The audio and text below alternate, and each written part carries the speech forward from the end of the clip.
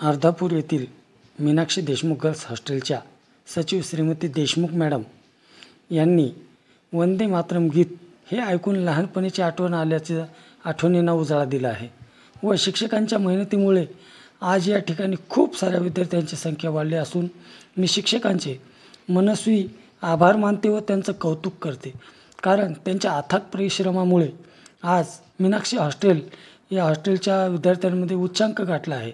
यामुळे त्यांनी शिक्षकांचे पण खरंच आभार इतक्या गोड शब्दात मानले आहेत की करावं तितकं कौतुक कमी आहे, कारण त्यांच्यामुळे आज मीनाक्षी गर्ल्स हॉस्टेल माझी शाळा सुरू झाली मीनाक्षी।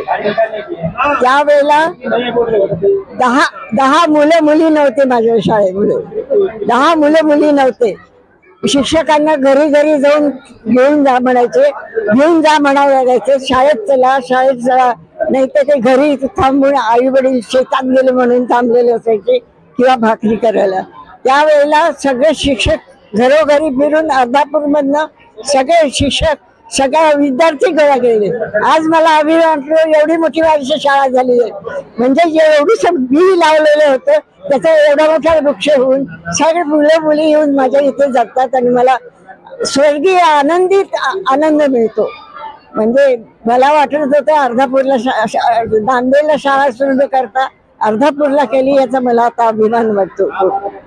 आणि याच्या कार्यक्रमाचं काय सांगायचं, खूप सुयोग्य व्यवस्थित तहसीलदार साहेबांनी अरेंज केला आहे आणि याचं एवढं समूह गीत वगैरे करून घेणं फार कठीणच होतं। सगळ्या शाळा इथे आल्या आणि व्यवस्थित प्रत्येकाला वय देऊन प्रत्येकाला सगळ्यांना मुलांना गोळा करणं, त्यांना आणणं नेणं किती करत आहे।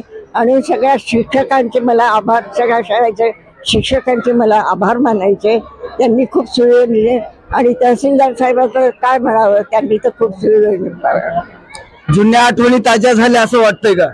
हो ना, मला जेव्हा हा कार्यक्रम म्हटलं मला मी माझं पहिलं हे गीत आहे ना, एक कडवं आठवलं मला आठवत होतं शाळेत आपण म्हणत होतो, मला हे म्हणून दाखवाल का थोडस? पहिलं कडवं अगदी पाठ आहे, म्हणून दाखवाल का आम्हाला? म्हणून म्हणजे आता सांगावं सांगेल।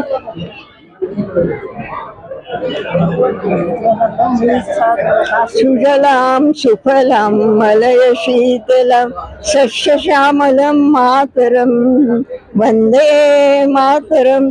शुभ्र ज्योत्स्ना पुलकित भाविनी फुल प्रफुल्ल सुमिता शोभिनामी सुहासिनी सुमधुर वासिनी सुखदाम वरदाम वंदे मातरम।